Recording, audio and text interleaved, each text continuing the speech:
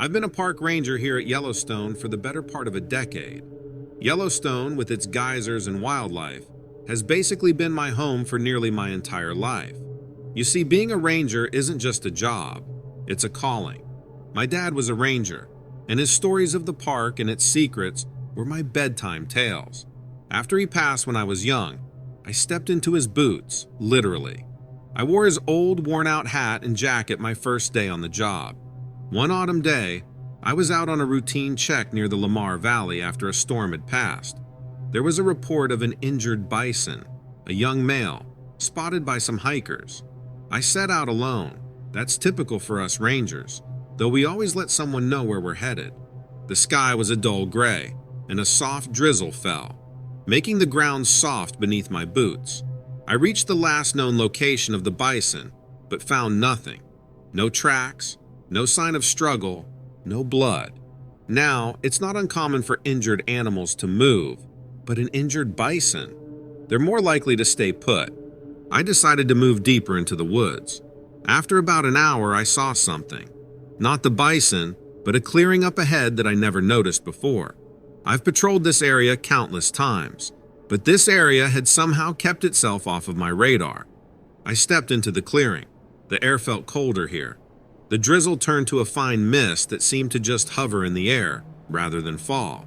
The trees around the edge looked strange. They were white, as if bleached by the sun, their branches empty too. No leaves at all, which was strange this time of year. That's when I heard it, a low, ragged sound. Not a growl, not a call, something in between. It was ahead of me beyond the mist. I should have turned back, but for me, curiosity isn't a trait, it's a curse. I moved forward slowly, my hands trembling slightly. The sound grew louder, more distinct. I could hear a movement, a heavy, labored dragging sound. I thought of the bison. Maybe it was him, hurt and needing help. I picked up my pace, heart pounding, and there it was. In the middle of the clearing, a figure, tall, with its skin stretched tight over protruding bones. Its head was a skull, antlered, with empty eye sockets that seemed to follow me. I stopped dead in my tracks. It wasn't a bison. It was something else. Something I've heard about in hushed whispers around campfires. A Wendigo is what they referred to it as. A creature of legend. It turned its head, and we locked eyes. Or, more like, where its eyes should have been. The world around us was silent in that moment. I felt an urge to run, to scream, but my body wouldn't comply. Eventually it moved, and it wasn't moving toward me but sideways, almost gliding. And with each movement, it seemed to fade and become nearly invisible and just a whisper of itself. I watched as it took off in a direction away from me. But instead of heading back to safety, something inside me stirred, an inexplicable urge to follow, to find out why. After years in these woods, this creature decided to reveal itself to me. My rational mind screamed to turn around, to report back about the bison, to forget what I saw, but my legs moved of their own accord. I followed the path the creature had taken, each step feeling heavier than the last. As I walked, the woods around me started to change. The trees seemed taller, the mist thickened, feeling like a cold, wet blanket. I should have been scared, but I wasn't. It was more like I was moving through a dream, my body on autopilot, my mind floating somewhere above, watching it all take place.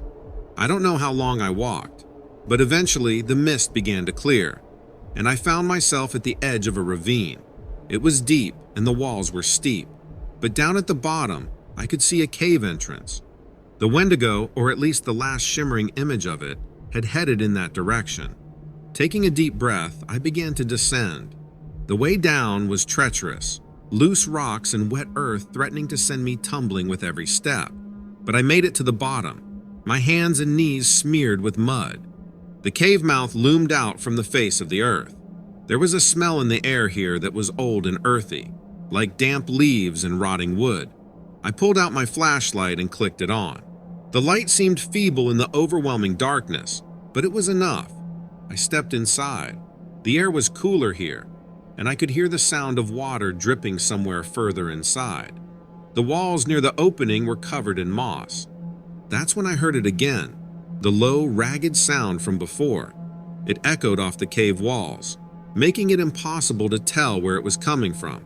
I followed it deeper into the cave, the beam of my flashlight cutting through the darkness like a knife.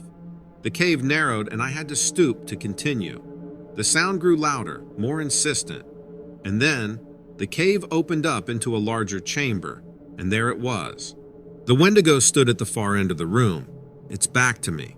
It was motionless and looked like a statue carved from bone and sinew.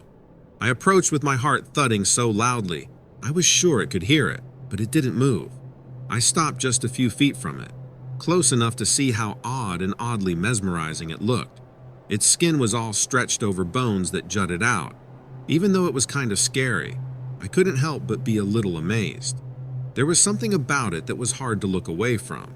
It was there, this thing from all the campfire stories, just standing still. It was overwhelmingly obvious that this creature belonged here, belonged in this park probably more than any human ever would. Then it just backed away and sort of just became part of the cave. And just like that, it was gone. I didn't chase after it or anything like that. It felt like that would have been wrong somehow.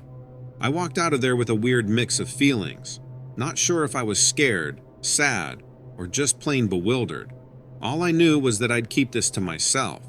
Telling people wouldn't do any good, and I knew I'd never be able to come up with the words to adequately describe it. Let's just say I sort of feel reborn when I'm in the park now.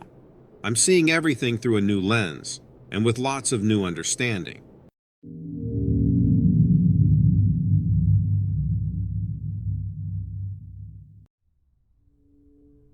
Alright, so let me tell you about what happened to me the one and only time I went to the Finger Lakes in New York.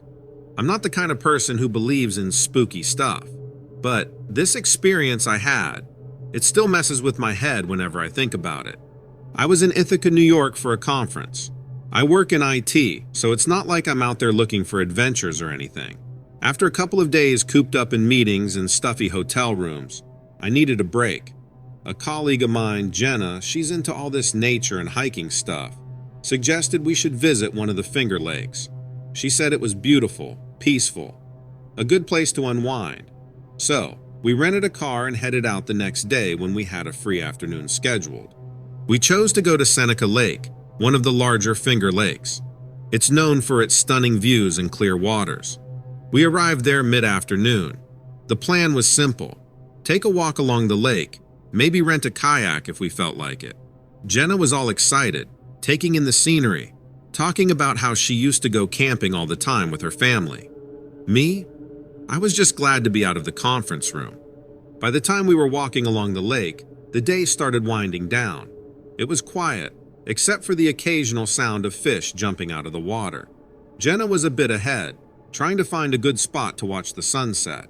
That's when I saw it, or rather them. There, by the edge of the lake, partially hidden by some bushes, were these two glowing yellow eyes. They were unlike anything I had ever seen. I'm no wildlife expert, and you now know that I don't even like the outdoors, but I know what deer, raccoons, and even owls look like. This was different. The eyes were too big, too bright. For a second, I thought it was someone messing with us, maybe some kids with weird flashlights or something.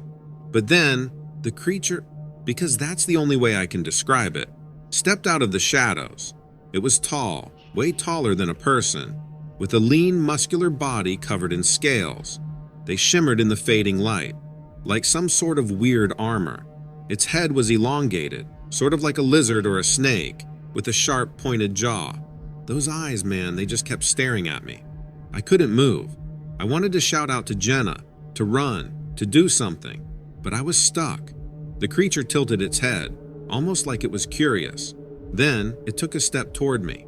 Just one step, slow and deliberate. That's when the spell broke. I turned and ran towards Jenna, not even daring to look back. When I reached her, I was panting, my heart racing. I tried to explain, but my words came out all jumbled. Jenna just looked at me, confused. She tried to calm me down, suggesting maybe I was dehydrated. But I knew what I saw, even though there was no good way to tell her about it. We decided to head back to the car. Jenna kept talking, trying to lighten the mood, but I barely heard her. My mind was in a whirl, replaying the encounter over and over. As we walked, the shadows around us seemed to grow longer, more menacing. I kept glancing back, half expecting to see that thing, whatever it was, following us. Every sound in the forest made me jump.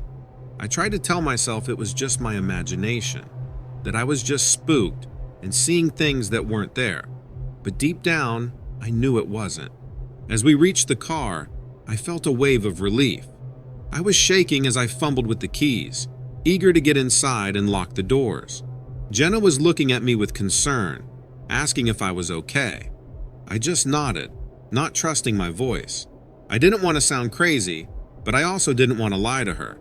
The drive back was mostly silent. Jenna made a few attempts at conversation, but she could tell I wasn't in the mood to talk. I kept replaying the encounter in my head, trying to rationalize it. But the more I thought about it, the less sense it made. The way it moved, the size, the eyes, it was too real, too animalistic to be a person in a suit. As we got back to the hotel, I excused myself quickly. I said I was tired, which wasn't a lie. But more than that, I needed time to think, to process what I had seen. Back in my room, I sat on the bed, my mind racing. I pulled out my laptop and started searching for anything that could explain what I had seen. I looked up local wildlife, myths, legends, anything and everything. But nothing matched the creature I had encountered. Hours passed as I fell down the rabbit hole of internet searches and forum posts. Some people talked about seeing strange creatures in the woods, but nothing like what I had seen. I felt alone, isolated in my experience. It was like I had seen something that wasn't supposed to exist. Finally, exhaustion took over, and I fell into a restless sleep. My dreams were haunted by yellow eyes and scales, the sound of something moving through the underbrush. I woke up several times, my heart pounding, the fear still fresh. The next morning, I met Jenna for breakfast. She could tell something was off. I debated telling her about my late-night research, but I decided against it. I didn't want her to worry, and I didn't want to sound like I was losing it. The rest of the trip passed in a blur. I went through the motions, attending the last day of the conference, but my mind was elsewhere. I kept thinking about the creature, about what it meant. Was I the only one who had ever seen it? Was it dangerous? By the end of the week, the conference was over, and I couldn't wait to get out of there. As we boarded the plane to head home, I looked out the window at the landscape below. The Finger Lakes region was beautiful, serene from above, but I knew that somewhere down there, something unexplained was lurking. And the worst part was, I had no idea what it was.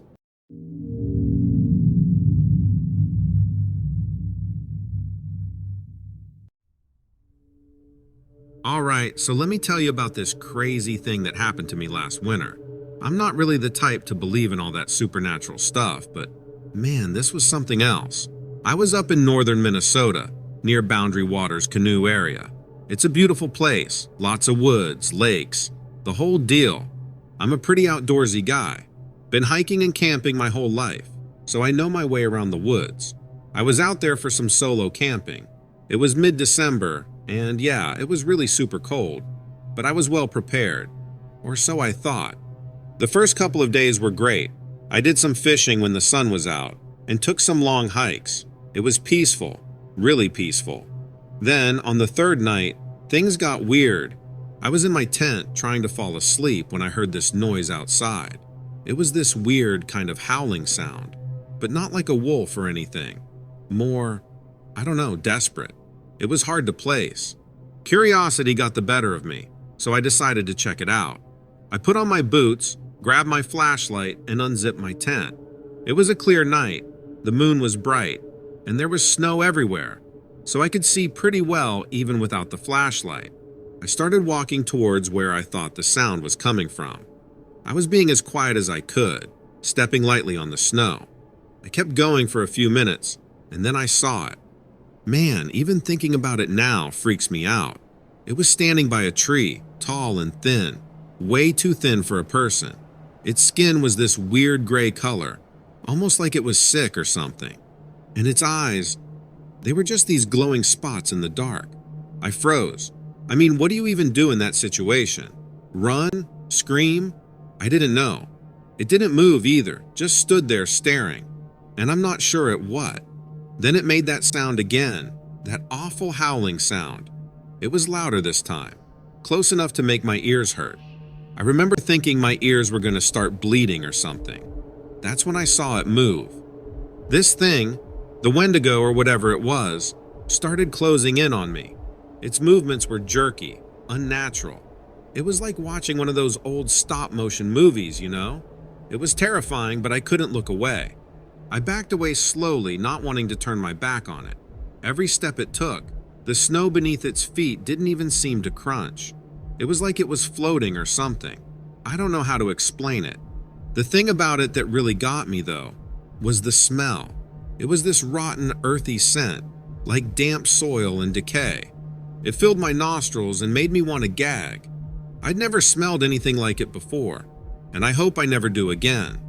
As it got closer, I could see its face more clearly in the moonlight. Its eyes were sunk deep into its skull, and its mouth was filled with these long, sharp teeth, like needles. It looked like it hadn't eaten in ages, all gaunt and starved. I knew I had to do something. I couldn't just stand there and get myself in trouble. So I started shouting at it, waving my arms, trying to make myself look bigger. I don't know why I thought that would work, but in the moment, it was all I could think of. To my surprise, it stopped, just stood there tilting its head like it was confused. I kept yelling, throwing in some threats for good measure. I don't think it understood what I was saying, but the noise seemed to bother it. Then it jerked around in this weird way and darted into the trees. The way it moved was so bizarre, just disappearing into the darkness. I didn't waste any time. I bolted back to my tent, grabbed my stuff, and started hiking back to my truck. I didn't care about packing properly or being quiet anymore. I just wanted to get out of there. The whole way back, I kept looking over my shoulder, expecting to see that thing following me, but it never showed up again. When I finally got to my truck, I threw my gear in the back and drove away as fast as I could. I drove straight home. I must have looked a mess when I got back because my roommate immediately was like, "Dude, what happened to you?" I just brushed it off, said I cut the trip short because of the weather. I didn't think he'd believe me if I told him about the Wendigo. But that night, man, I couldn't sleep. Every little sound in the house made me jump. I kept seeing that thing's face every time I closed my eyes. I was a wreck. The next day, I made a decision. I had to know if what I saw was real or if I was losing my mind. I spent hours on the internet, reading about cryptids, folklore, anything I could find. The Wendigo kept coming up, and the more I read, the more it matched what I saw. It's this creature from Native American folklore, supposed to be this spirit of hunger and the cold. Fits my encounter, right? I even reached out to some forums online, places where people talk about this stuff. Most of the responses were people thinking I was making it up, but a few people took me seriously. One guy even said he had seen something similar in the same area a few years back. He's the one who told me to reach out to you.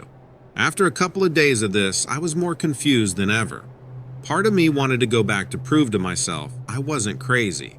But the sane part of me was like, no way, man. You're lucky you got out of there. Life went on, but I started avoiding going out into the woods, which was a big deal for me. I even started seeing a therapist because I was having these nightmares about the creature. Months went by, and I slowly started to get over it. I even went camping again, but always with friends and never in the same spot. I couldn't shake the feeling that I was being watched, though. Every snapped twig, every shadow in the corner of my eye, it made me think it was back. And that's pretty much it. I guess the big takeaway from all of this is that there's stuff out there we don't understand. Things that don't fit into our neat little boxes.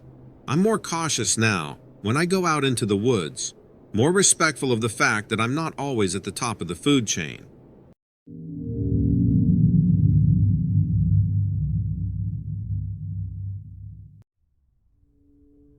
Alright, so here's how this went down.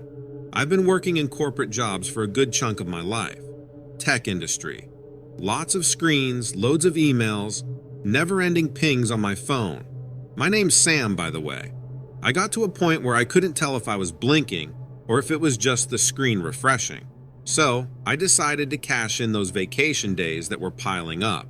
I needed to head out and do something different, something real for a change.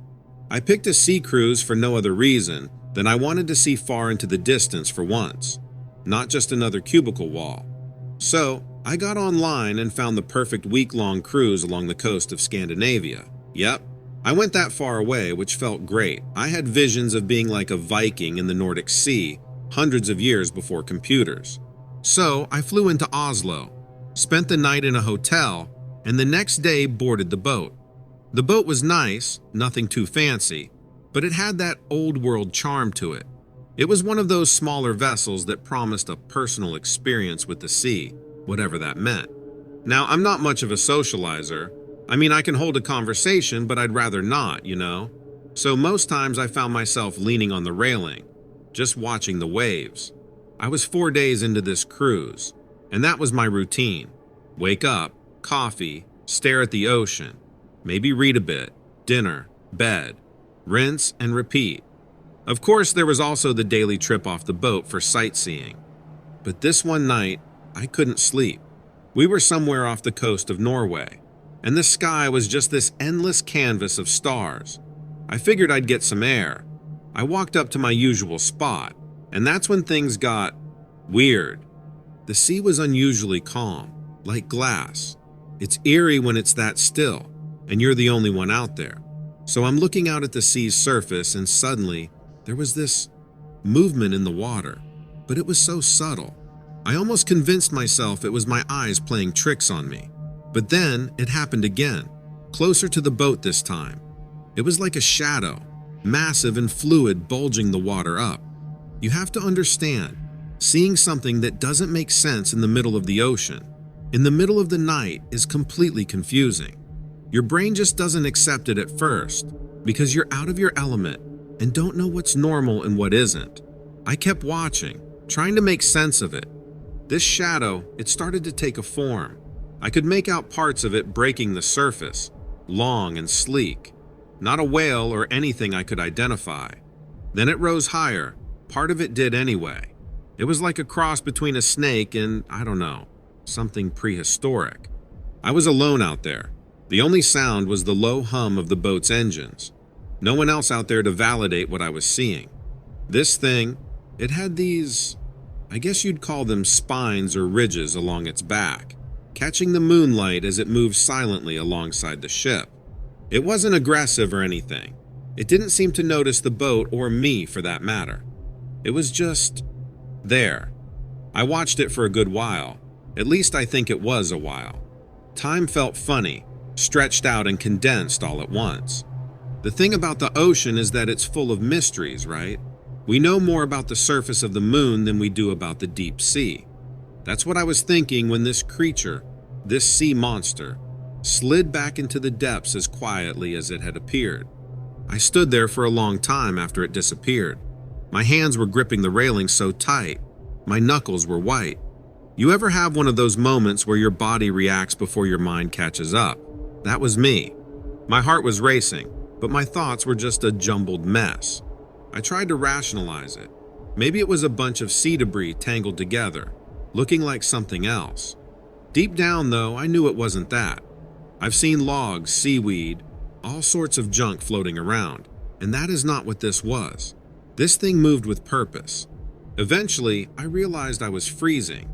It must have been the shock, or maybe it was just the night air. I didn't really feel it until then. I rubbed my arms trying to bring some feeling back into them, and that's when I decided to head back inside. I took one last look at the sea, half expecting the thing to re-emerge and confirm I wasn't losing my mind. But the water was still again, like nothing had happened. Back in my cabin, I couldn't just go to bed. I turned on the lamp and sat there at this little desk they had in the room. There was a pad of paper and a pen, probably meant for writing postcards or something. I started to write down what I saw, every detail before it slipped away from my mind. The curve of its back, the size compared to the boat, how it didn't make a sound. I wasn't planning on showing it to anyone. It was just for me, to make it real somehow. Then I got up and paced around, The room felt too small all of a sudden. I thought about waking someone up, telling the crew, but what would I say? Hey, I just saw something impossible. Care to take a look? They'd think I was drunk or dreaming. Plus, I couldn't shake the feeling that whatever that thing was, it wasn't a danger. It felt like a secret, something shared just with me. I ended up at the window, just staring out at the darkness. I watched the way the moonlight played on the water, creating a path that seemed to lead somewhere far away from everything. It was beautiful and unsettling all at once. I don't know when I finally fell asleep, but I remember jumping at every little sound the ship made. Every creak and groan sounded like it was that creature coming back. But each time I looked out, nothing was there. The next morning, everything was normal. Too normal. The sun was up, people were having breakfast, talking, laughing. The sea was just the sea. I almost convinced myself it was a dream, but the writing on that pad of paper was too detailed, too desperate to be anything but real. And that's how my ordinary cruise became something else entirely. I kept to myself even more so after that. I'd still stand at the railing, looking out at the water, wondering about what was living beneath the surface, about how much is out there we don't understand. I guess I got what I wanted, something real, something beyond my little world of cubicles. But it's one thing to wish for adventure. It's another to meet the unknown face to face. And I'm still not sure what to make of it all.